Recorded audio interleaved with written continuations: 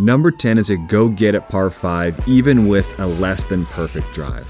The ideal angle is to cut the corner over the 2 bunkers on the left side of the fairway. However, if you spray it right, you're still going to be in fine position to go for the green. There's no water anywhere, hazards don't come into play at any point, so there's no benefit at all to laying up. This is a go for it no matter where you are in too, because even the worst struck balls will still be salvageable from somewhere in the vast real estate around the putting surface. Now the green has a unique quirk, and despite the fact that it is elevated from the fairway, it still slopes front to back.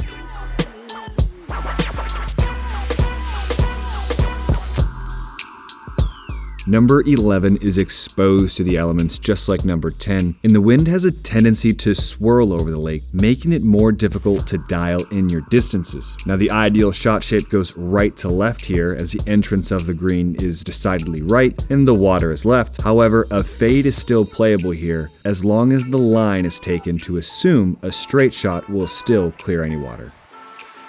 For many, number 12 is the signature hole at Crescent Oaks, and it requires 4 well-executed shots to score and allows 0 room for error. From the tee to the green, it's a straight shot, but a tall oak obstructs your path and requires you to hit to the fairway to the right. However, if you go too far right in the fairway or too far down it, you could be blocked out by the woods right, and if you're too short or left in the fairway, the oak blocks out your approach to the green as well. There's a narrow strip that one must navigate off their tee shot to even have an attempt at the green.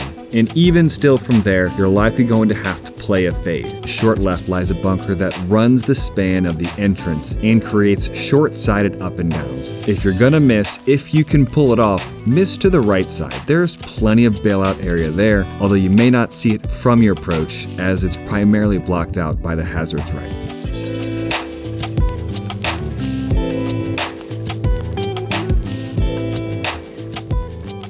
Number 13 is the second of 2 drivable par 4s at Crescent Oaks and does nothing to dissuade you from going for it. Yes, there is a bunker that's about 40 yards out and can create an awkward approach, but that risk is certainly worth the potential reward of an eagle putt on this short par 4.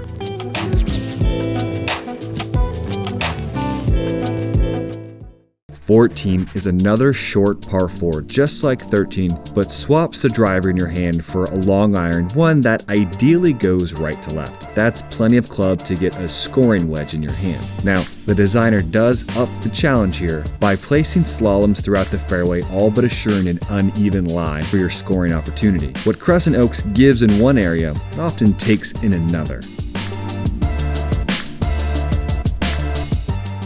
Number 15 is the last of the par 5s at Crescent Oaks, and like the previous 3, encourages aggression.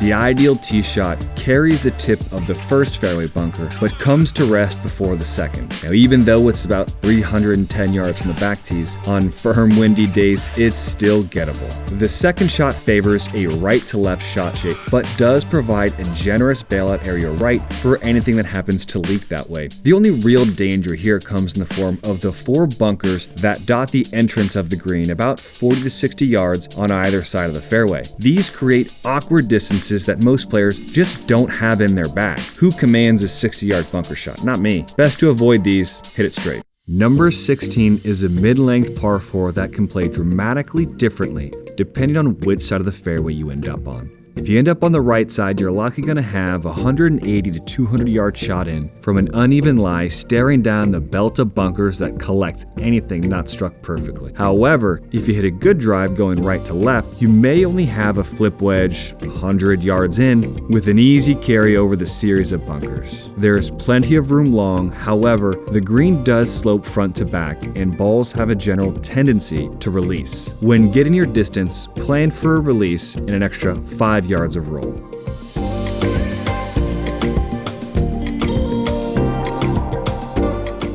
The 17th is a long par 3 and will likely test the longer irons in your bag. The green has a quirk of having its high point at the center, meaning to be below the pin on the back pins, one should be long, and vice versa on the front pins. There's no general rule of thumb here, you just have to know what you're looking at.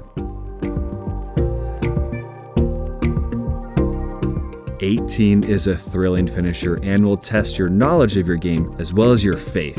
Designed to be a replica of the 18th at TPC Sawgrass, the dogleg left has water that runs the entire length of the hole. The objective here is to pick the appropriate line for your shape and your driver distance, and then pick up from there. From the fairway, it's probably going to be a mid-iron to this green, but has a general front to back slope thanks in large part to the bunker that buttresses the right section of the green. The bailout area is left and long, and if you find this place, you're going to be greeted with an uphill chip or a putt coming back.